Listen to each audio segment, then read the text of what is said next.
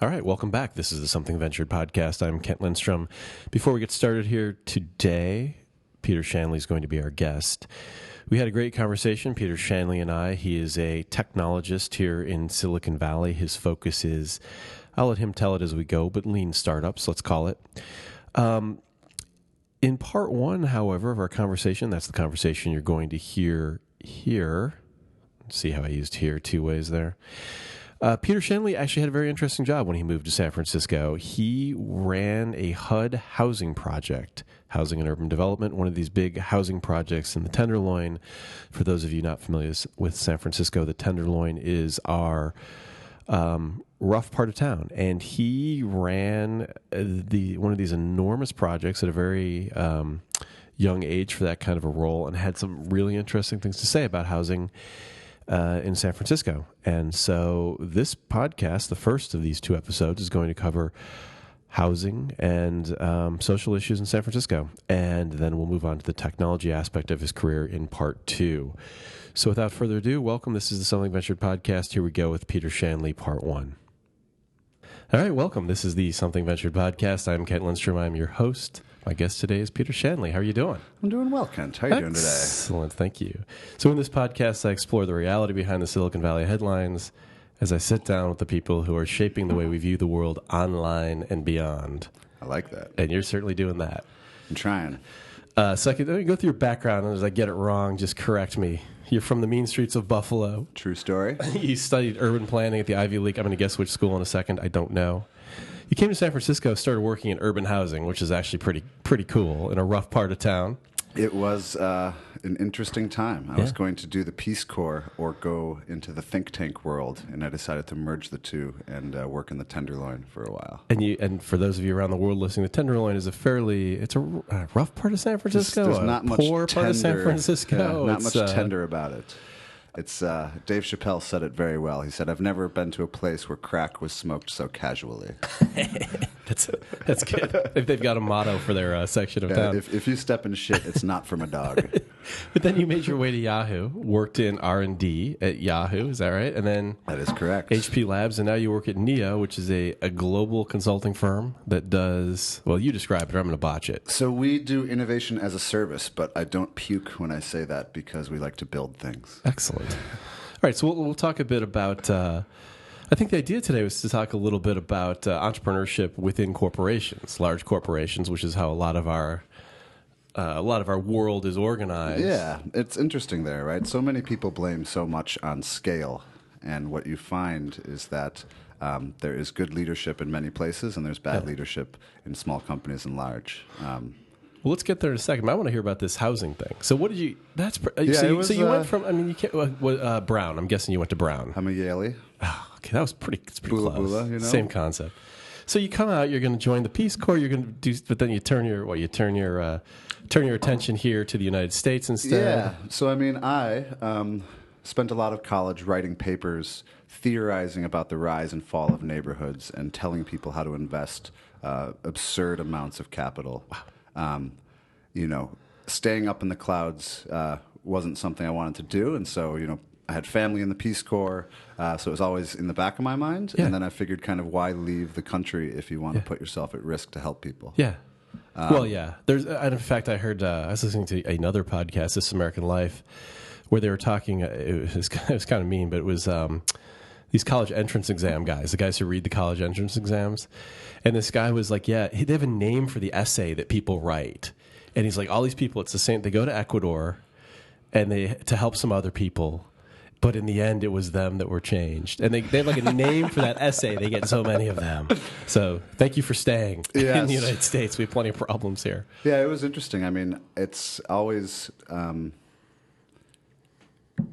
amazing to see where theory breaks down, right? It's like you have all the best plans in the world. And, Mike Tyson said it best, the plans are great until you get punched in the face. Right? And so, between 2003, 2006, I managed between 150 and 1,000 units of SRO housing, which means single room occupancy.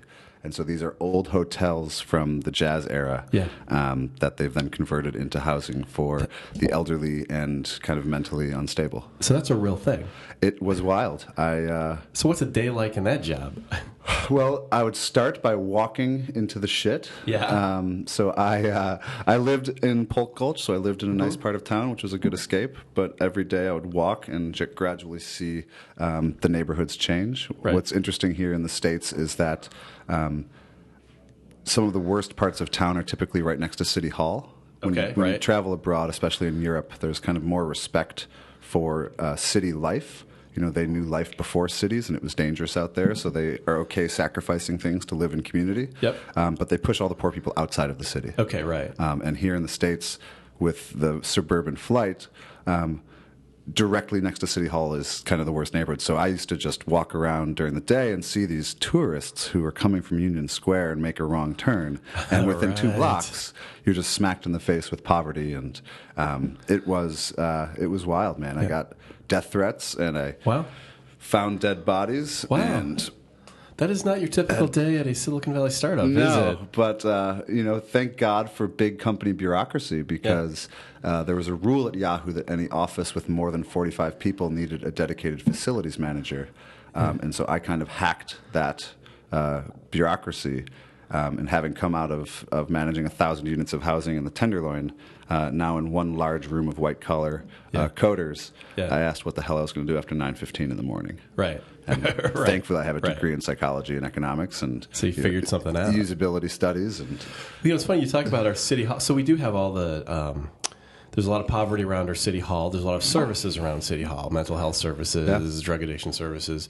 But we're trying this grand experiment now, where we've plunked down Twitter headquarters in the middle of all of it, and it's a strange thing. I was in an office there for a while, and I'm not sure the people at Twitter, kind of young, affluent people, kind of are super aware of what's going on around them. They're kind of coming up from the train, and there's people that have some serious things going on, and I don't know. So it's a really interesting experiment. I mean, we could go on here for a while, and we should. One of the favorite parts of my life in the last year has kind of been going full circle on the work that I used to do in the Tenderloin in affordable housing and urban equity. Yeah. And now with Neo, I'm blessed with bandwidth to kind of give back to Market Street, basically. Yeah. And so, the last couple of years, we have seen Square, Visa just opened an office, Salesforce. Like, we have seen an influx of money from Silicon Valley, and there were a lot of neighbors already on Market Street, and it's been very interesting to see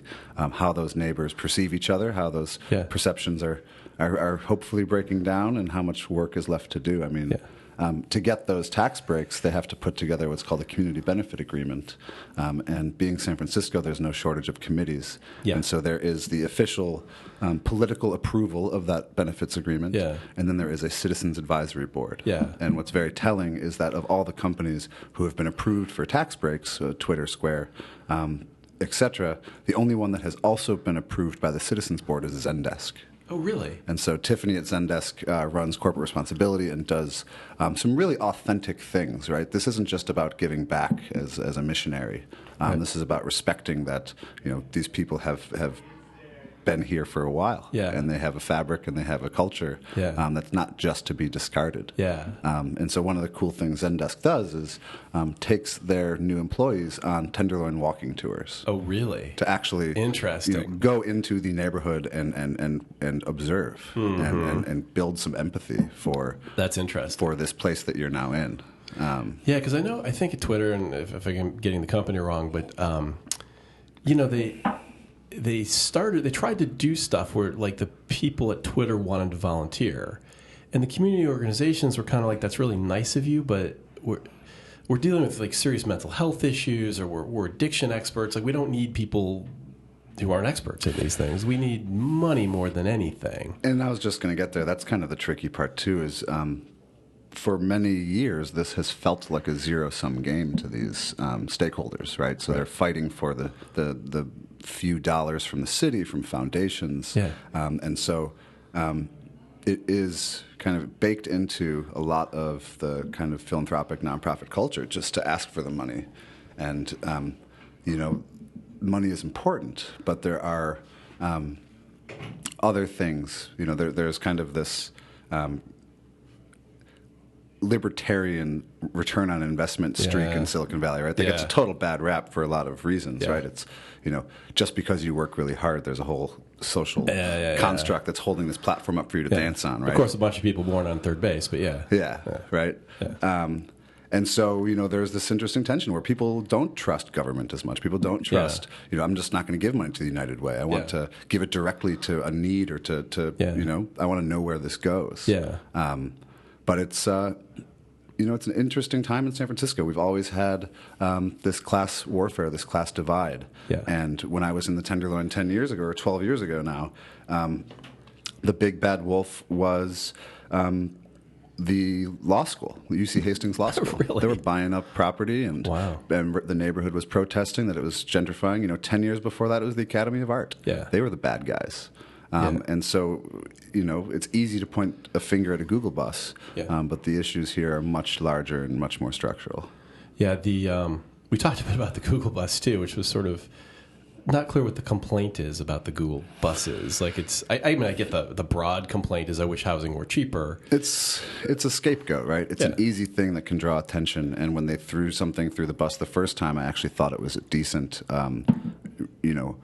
return on one act and one disturbance to get that much national attention. I guess that's right. Thought that was decent. When it happened the third, fourth, fifth time, these are taking cars off the road. This is actually combating sprawl. There are a lot of environmental and urban planning things that the buses are really good at.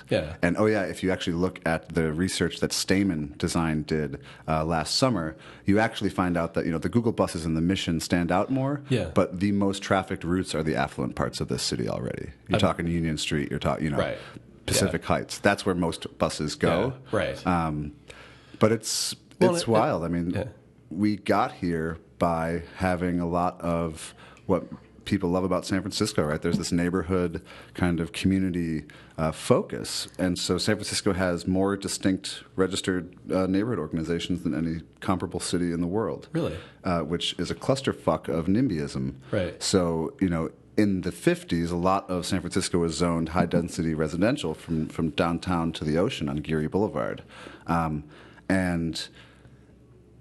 People were scared that their neighborhood was going to change. Right. And so when I think San Mateo dropped out of the Bay Area Regional Transit Council, the BART Council, it kind of had this cascading effect of people saying, hey, not here, right? This is my neighborhood. I don't want the changing. Right. And fast forward 40 years later, the very neighborhoods they were trying to protect, they've now priced themselves out of. Right. And so we're in this interesting time where it's like, we also, by the way, doing that in the 50s and 60s, paved over Livermore, right? There used to be farms. Right. But because people didn't want to increase density, closer to San Francisco and San Jose, it kind of pushed everyone out. Yeah, it seems like it's a crazy level of NIMBYism here. The, Marin managed to keep BART from going up there. There's all this protected land, which is great for protecting land, but not great for urban density. And you look at, today with our, proposed high-speed rail, if it ever happens. Silicon Valley does not want it going through Woodside. And so what will that do to this region, the choice to end it in Oakland versus San Francisco? Those are massive decisions. Yeah, that stuff is crazy. The sort of we want open space. We want a height requirement, which we have on buildings. We don't want to build high-rises, but we want, affordable housing. It's like, well, you mad at supply or you mad at demand? Yeah. Landlords are just doing what anybody, I think most people would do, is get the most they can for their asset, and we just have so little supply. And the things that would lead to supply, we seem to not do. Well, the interesting thing, too, is the demand here is almost inelastic. San Francisco, I've been here for 12 years or so, and have just seen massive change. Yeah. The energy is amazing. The fact that it's attracting people, how it is incredible. Who knows how long it'll last? Yep. But you could build 100,000 units of housing, and the demand's going to snap it up like that. That's interesting, right? So it's actually not just a supply and demand problem. You actually do need to have regulations to preserve housing for those that make this city tick. Right? The fact that we have police and teachers who aren't allowed to live near the communities they serve every day. Yeah. That just as a product person who needs to have empathy for his customer, I'm like, that is a recipe for disaster. That's right. I agree with that, yeah. So, having a percentage of housing that's dedicated for the bus drivers, the janitors. The fact that folk who are already marginalized have to commute 2.5 hours a fucking day from Richmond is insane. Yeah, it's unbelievable. It's so it's not just supply. We have to actually preserve housing for the bread and butter and the people who actually add diversity and make artists creative and. So you're saying it's complicated. It's incredibly complicated, and that's why the Google bus thing is kind of funny because it's not clear who's protesting the Google bus. It doesn't actually seem to be the people who are affected. It's not even clear who it is. It's certainly not policemen or workers of any kind. I mean, it appears to be some form of professional protester without really a particular solution. I mean, and that's really where it is more of a class issue, right? Mm-hmm. It's not, as you said, it's not simple. Yeah. And it's messy. We are lucky in this day and age that we hopefully have the luxury to think about raising people up from poverty. Yeah. Right? We have decent jobs, we have decent investment, we have it should be the time in history where we have the luxury to raise up those around us. And then you see things like Ferguson or, Donetsk, and you just are like, holy shit. Yeah. Like, maybe the world hasn't progressed in a way that we thought it would. Yeah, we didn't solve racism when we brought Barack Obama in. Yeah. Like, you kind of went, oh, check, And you live in San Francisco, and that's right. You think the biggest problem is Google buses versus people who don't have access to Google buses or whatever it is. Although, by the way, this may be like not a true fact. I think you can just ride the Google bus. Like, I think that's part of the deal. Like, I think when they did that deal... I think I could probably walk onto a Google bus just fine. Yeah. I don't think that many people in San Francisco would be received so well. I track that. Well, I mean, so one of the ideas that they've thrown out there, I believe you have to have a badge. One of the things that they threw out there, there's a lot of low-hanging fruit that it's shocking that the tech companies aren't doing, right? The fact that we have a bike share program with no frickin' sponsor. Right. Citibank did it in New York. Yeah. The fact that Salesforce or what the hell? Google haven't stepped up. Yeah. It's just insane to me, and I don't get it. It is no... they've got fuck you money. Yeah. And this is a slice, that is surprising. a very small slice of that, right? Yeah. So other very low-hanging fruit things are like, all of those Google buses that sit idle in one direction in the morning. Mm-hmm. What if you used that to bring in the people who have to get to work at 6 a.m. so that all the office buildings tick? Right? That's fantastic. Like there's a lot of and so it's just so interesting where, I don't know if it's over planning, right? It's these, they want to get the plan so right before they just experiment with a couple of these things. Yeah. I don't know why. It's interesting. Well, from Google's perspective, it might be that they were just trying to do they just did the math as Google would do and go, we need to get these employees here. It's ridiculous that they all have so they came up with the buses, but they weren't trying to do something larger. They're trying to get everybody to work. Maybe 100%. But I would think that the combined talent of Google sitting on those buses every day would think the same thing that you're thinking, like, hey, these buses are empty half the time. What would a smart person do with that? And to be frank, it's like, the employing tens of thousands of people who pay taxes and buy is admirable. It's like, you don't need to sacrifice your business kind of competitiveness to give back enough to kind of relieve some of the stress, right? We're not talking about, Salesforce has the 1-1-1 plan, right? Like, 1% of stock, 1% of employees' time, whatnot, they give back. That's very admirable. Benioff is one of the rare folk who are very public in pushing this. Yeah. Another place where I would always think is like, what happened in the great industrialization of America, right? Did those families actually in the Carnegies and whatnot, like, did they actually give back when they were alive in that first generation, or was it the kids, right? Part of me is like maybe we're in this age of like the new robber barons, but like the old robber barons, kids would do all the philanthropic shit, and so like maybe I don't know. I'd love to dig into that. I think that's right, because you look at Bill Gates. How much money does he have? Doubled up by Warren Buffett's money. All these guys who have gotten the trick, which is that $1 billion doesn't buy you more than $50 million, really, and they're trying to give it away. And like, what's Bill Gates like getting rid of malaria and stuff like that? Yeah. And maybe that will be this sort of next generation. Benioff does seem to be like the local benefactor, the CEO of Salesforce. Yeah. It has a lot of thoughtful stuff. Like he said something.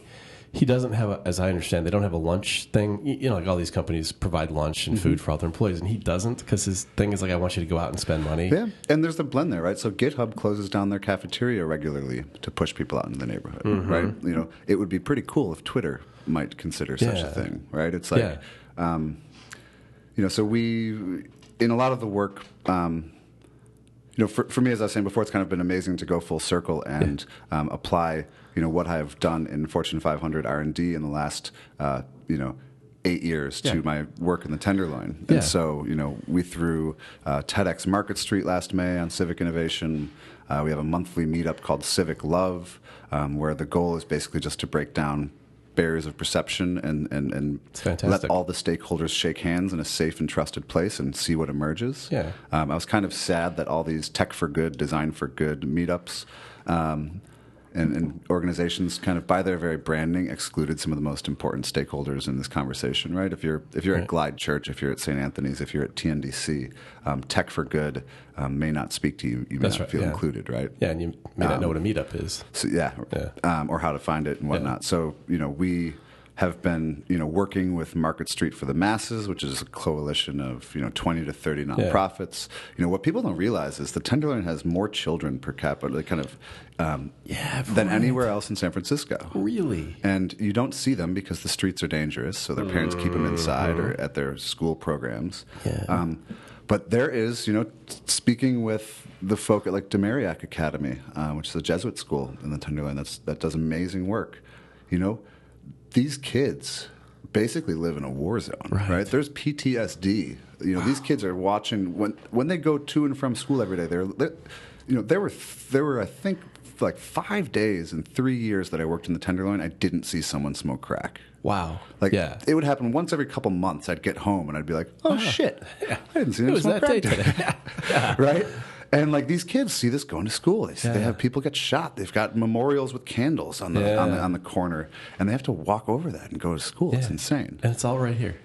And so, you know,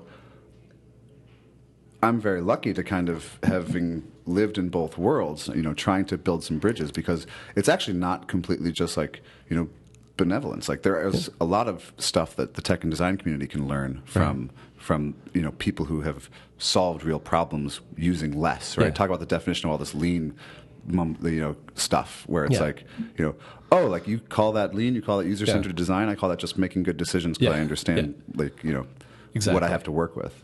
Well, so you end up at Yahoo and then HP. So now you're in the Fortune 500s with a pretty good, I think Yahoo's Fortune 500, right? Somewhere up there. With a pretty good background of having actually done something before you went into the sort of beautiful world of drawing things on whiteboards. Well, it's kind of funny, man. Debating. My friends, my friends called me the corporate cooler. So having come out of the Tenderloin, and I was also I did a stint in a startup in the social gaming and gambling world called Bettable between the two, and kind of brought that company through a major change in its business model. And what was interesting was I have had a knack of going into places that were in need of change, and having come out of the Tenderloin, a lot of the white collar stress of, you know, stock prices going down, multiple CEOs, lots of different corporate strategies, restructurings, blah blah blah. It gets put into a different light and perspective when you've actually seen dead bodies and seen like real shit. I think that's right. So I actually I like. I like challenges, and I like going into situations that should be more effective and efficient. And what's interesting is the Fortune 500 world has got plenty of those situations. But honestly, so do startups, right? You know, I was in a 13-person startup that was having a tough time changing direction, and so we went from a team of 13 to me and the CEO, and kind of had to rebuild. Having come out of my work in the Tenderloin, you know, it's easier to kind of get up and fight the white collar stress. Well, and there is a whole, the white collar stress. There is a whole perspective thing, which I was talking to somebody was complaining about all the recruiters that were bugging them, you know, trying to hire them, looking for a job, and I was like, you know, it's annoying, but the average person in this world makes $1 a day, so you know, you're getting bugged by people who want to hire you, like, it's not, how annoying is that? Well, it's also just what a bubble we live in here, right? Like my job title is evangelist. You know, when I told my parents that, my mother swooned and said, "Oh, so you're finally going to seminary? You used to talk about it when you were a kid." And my dad goes, "So do you still have a job?" And I'm like, "Yeah, it's basically sales and recruiting. We just have fancy titles for things because, you know, Silicon Valley, Silicon Valley." Exactly.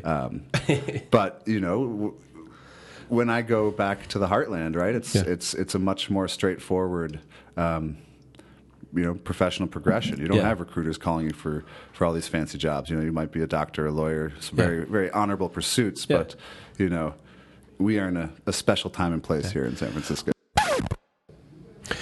All right. I think we'll wrap it up right there. That concludes Peter Shanley talking about housing, which I think is the fascinating topic here in San Francisco. That's been the Something Venture podcast. Thank you for listening. I'm Kent Lindstrom, at Kent Lind on Twitter if you have feedback, and we'll catch you next time. Thanks.